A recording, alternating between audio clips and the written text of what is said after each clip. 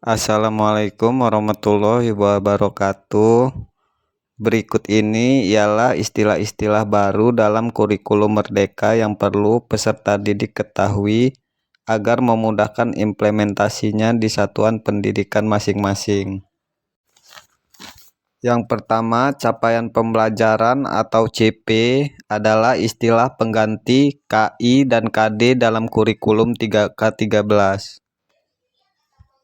Dalam format capaian pembelajaran, tidak ada lagi pemisahan antara aspek pengetahuan, keterampilan, dan sikap.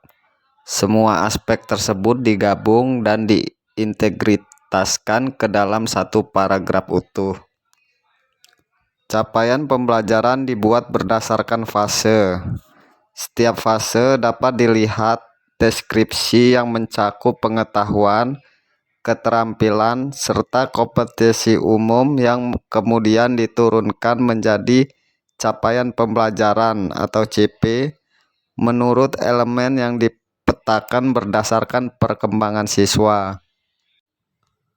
Pembagian fase dalam capaian pembelajaran dapat digambarkan sebagai berikut. Fase A untuk kelas 1 dan 2, fase B untuk kelas 3 dan 4, fase C untuk kelas 5 dan 6, fase D untuk kelas 7, 8, dan 9, fase E untuk kelas 10, fase F untuk kelas 11 dan 12.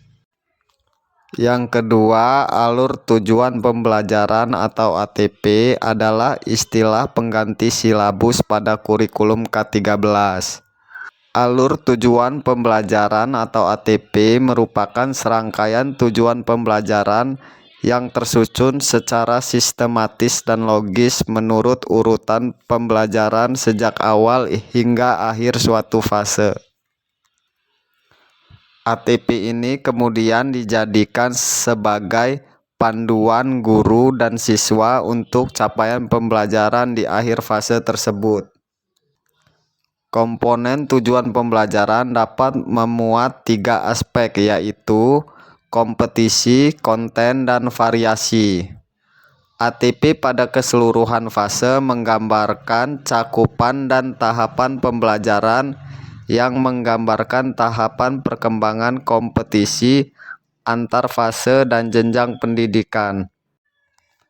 Yang ketiga, modul ajar atau MA adalah istilah pengganti RPP dalam kurikulum K13. Sama seperti RPP, modul ajar dilengkapi dengan berbagai materi pembelajaran, lembar aktivitas siswa, dan asesmen untuk mengecek apakah tujuan pembelajaran dicapai siswa. Terdapat 2 jenis modul ajar pada kurikulum Merdeka, yaitu modul ajar umum untuk proses pembelajaran yang diwajibkan untuk semua guru mapel dan modul ajar khusus proyek penguatan profil pelajar Pancasila atau P5 yang dikhususkan untuk mengembangkan proyek profil pelajar Pancasila. Yang keempat, profil pelajar Pancasila adalah istilah pengganti PPK atau penguatan pendidikan karakter pada kurikulum K13.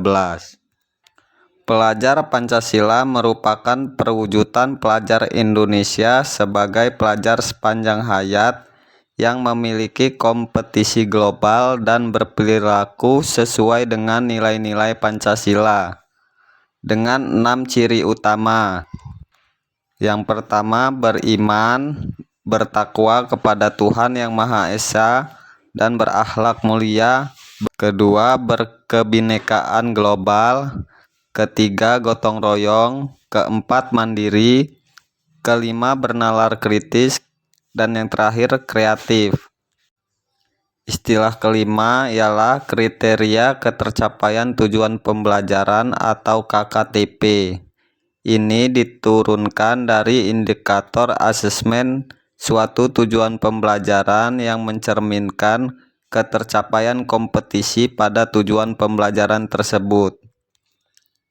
KKTP disebut juga KKM pada kurikulum K13. Fungsi KKTP untuk merefleksikan proses pembelajaran dan mendiagnosis tingkat penguasaan kompetensi peserta didik, agar guru dapat memperbaiki proses pembelajaran atau memberikan intervensi pembelajaran yang sesuai kepada peserta didik. Yang keenam, kurikulum operasional di satuan pendidikan atau KOSP adalah pengganti dari istilah kurikulum tingkat satuan pendidikan atau KTSP pada kurikulum K13. KOSP ini memuat seluruh rencana proses belajar yang diselenggarakan di satuan pendidikan. KOSP adalah pedoman seluruh penyelenggaraan pembelajaran dalam satuan pendidikan. KOSP juga dikembangkan sesuai dengan konteks dan kebutuhan peserta didik dan satuan pendidikan supaya menjadi lebih bermakna. Demikian penjelasan dari saya, semoga bermanfaat.